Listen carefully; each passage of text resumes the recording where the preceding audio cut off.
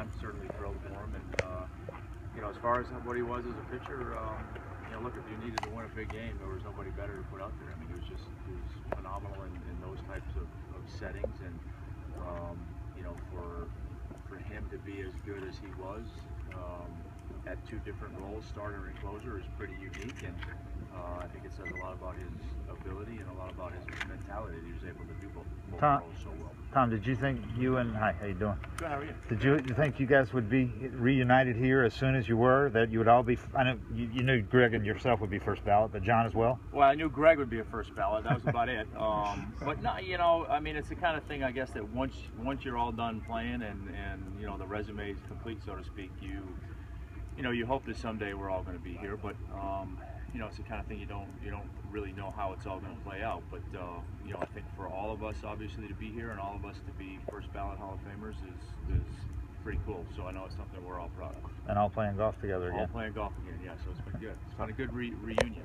Tom, what's been your advice to him? Now, a year later, is it a little bit more of a relief to just enjoy what's happening around you? It's a lot calmer for sure.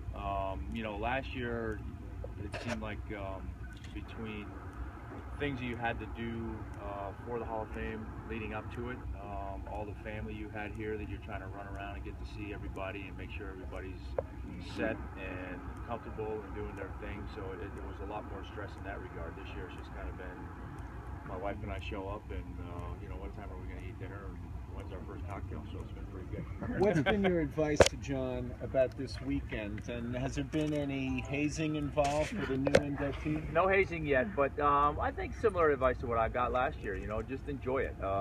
It's natural that when you get here, you have a lot of things on your mind, particularly your family, and you're worried about them and making sure they're okay. And then you inevitably are worried that you forgot somebody or somebody's going to be mad at you, or whatever the case may be. But you can't do anything about it. You know, once you're here, all that stuff is pretty much done, and there isn't anything you can do about it other than come here and enjoy it and embrace it and have a blast with it, and just know that, you know, like I said, everybody told us last year that coming back after you're inducted will be a lot calmer and a lot more fun, and it's hard to imagine that it is, because it's pretty fun when you're the guys going in. But it is a little bit different when you come back and you don't have to deal with all that other stuff. Tom, he said he was going to try to enjoy it, but he did want you to know he was going to be locked in for today to try to beat you and Maddox. Oh, well, there's no question. I'm not surprised in the least. I wasn't surprised in the least when he said he had time to sneak around in yesterday, because, you know, that's how John is. So, you know, good for him that he's able to do that and relax to that extent, but I'm sure when he wakes up tomorrow morning, much like I did last year anyway, I know he'll wake up with that feeling almost like you had when you were getting ready to pitch a big game. I mean, it's a big day, and I'm sure he's going to have nerves no matter what he does. So. You know, Jeff Foxworthy was talking about the over-under on the 12-minute speech.